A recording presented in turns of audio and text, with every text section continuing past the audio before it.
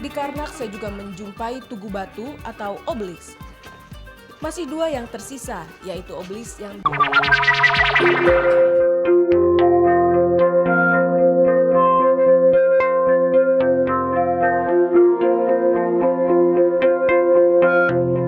ini akan membawa saya ke sebuah kompleks candi terbesar yang pernah dibangun oleh manusia sepanjang masa, yaitu kompleks Candi Karnak. Di dalam kompleks Candi Karnak ini terdapat 3 buah candi besar dan puluhan candi-candi kecil yang luasnya lebih dari 100 hektar. Kompleks Candi Karnak dibangun dalam kurun waktu hampir 2000 tahun. Dan di dalam sana juga terdapat sebuah danau suci yang digunakan untuk menyucikan jiwa orang-orang yang datang ke sana. Saya mau lihat sendiri.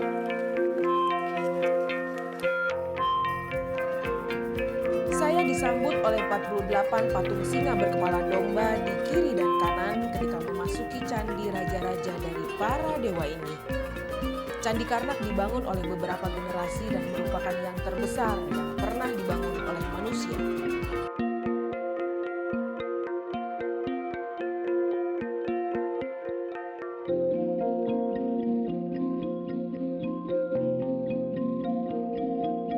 Tadinya tempat ini bernama Ipet Isut, yang berarti tempat yang paling terpilih dan terberkati. Tidak jelas siapa yang pertama kali membangun Karnak, tapi diperkirakan pembangunannya dimulai 2000 tahun sebelum Masehi. Setiap Firaun yang memerintah ikut melanjutkan pembangunannya. Karena itulah jejak-jejak mereka terpatri di Karnak. Yang paling banyak menorehkan kehadirannya di Karnak adalah Raja Ramses II. Patungnya berdiri megah di bagian depan.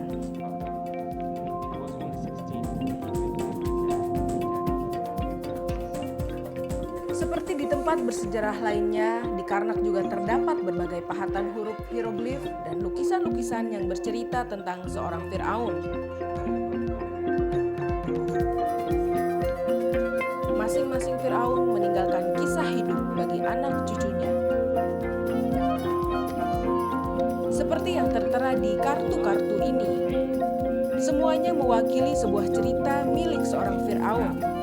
Kapan ia lahir, siapa dewa kecintaannya, negara mana saja yang ia taklukkan, juga siapa musuh serta siapa temannya.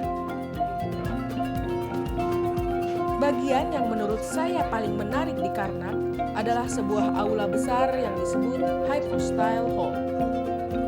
Yang tersisa kini hanyalah pilar-pilar kokoh yang luar biasa besar. Ada 134 pilar besar yang tingginya 23 meter.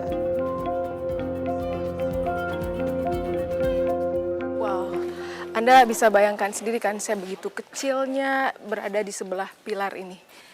Pilar ini tingginya sekitar 21 meter dan menyangga atap-atap di istana ini. Istana ini adalah rumah bagi para dewa-dewa, semua dewa yang ada di Mesir. Karena kompleks candi ini dibangun oleh semua dewa.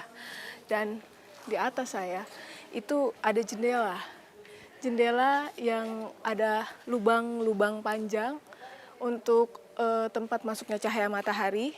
Cahaya matahari akan masuk ke tengah-tengah jalan ini.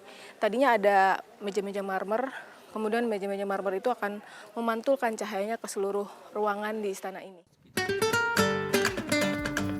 Cahaya yang berpendar akan menyebarkan warna-warni indah ke seluruh ruangan aula ini. Bayangkan saja bagaimana indahnya.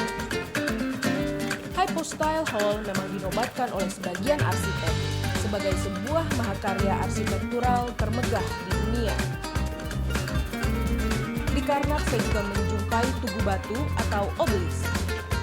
Masih dua yang tersisa, yaitu obelisk yang dibangun Raja Thutmosis pertama yang tingginya 25 meter dan berat 130 ton.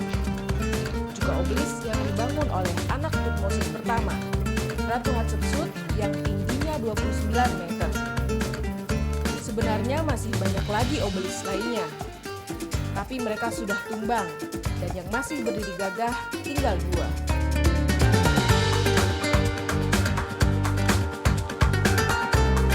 Seperti saat leluhur kita membangun candi di tanah air, tidak Tidak ada pula semen atau perekat lain yang digunakan dalam pembuatan seluruh bangunan di Karnak ini. Mereka hanya memanfaatkan prinsip alam, tapi hingga kini semuanya masih berdiri kokoh. Hanya alam pula yang mampu meruntuhkannya.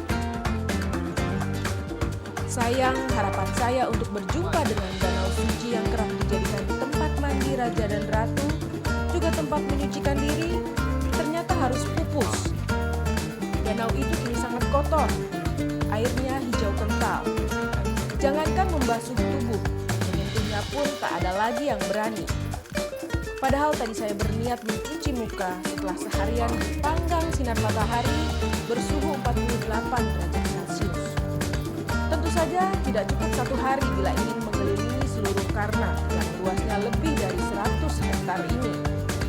Tapi perjalanan singkat ini pun sudah cukup untuk menyaksikan bukti kemegahan dan peradaban manusia di masa